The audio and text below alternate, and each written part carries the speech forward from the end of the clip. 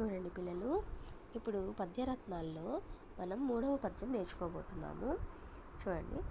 చంపదగిన ఎట్టి శత్రువు తన చేత జిక్కెనేని గీడు సేయరాదు, పొసగ మేలు చేసి పొమ్మనుటే చాలు, విశ్వదాభిరామ వినురవేమా.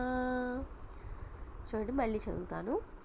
చంపదగిన ఎట్టి శత్రువు తన చేత జిక్కెనేని గీడు సేయరాదు, పొసగ మేలు చేసి పొమ్మనుటే చాలు, విశ్వదాభిరామ వినురవేమ.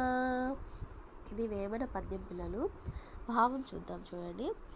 ఓ వేమ, చంపదగిన శత్రువు చేతికి చిక్కినా వాడికి కీడు చేయరాదు, తిరిగి ఏదైనా ఉపకారం చేసి పంపిస్తే అదే నిజమైన శిక్ష.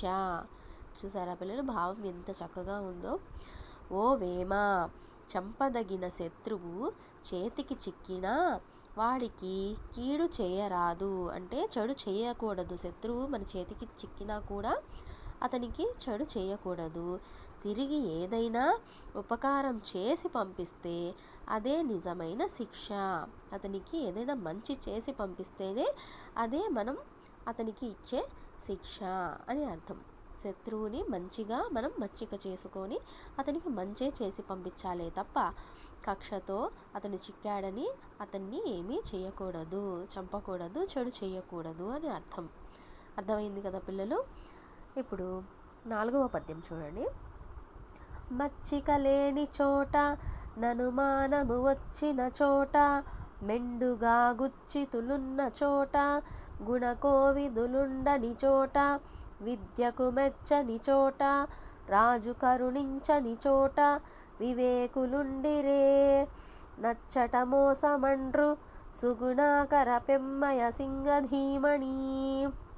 ఇది చాటు పద్యం అన్నమాట. మళ్ళీ చూడండి. మచ్చిక లేని చోట ననుమానము వచ్చిన చోట, మెండుగా గుచ్చితులున్న చోట, గుణకోవిదులుండని చోట, విద్యకు మెచ్చని చోట, రాజు కరుణించని చోట, వివేకులుండిరే, నచ్చట మోసమండ్రు, సుగుణాకర పెమ్మయ సింగధీమణి. భావం చూడండి పిల్లలు. పద్యం కొంచెం పెద్దగా అనిపిస్తుంది, చదవడానికి వీలు అనిపించదు, కానీ మీరు చదవగా చక్కగా వస్తుంది. భావం తర్వాతి భాగంలో చెప్తాను. ఓకేనా పిల్లలు.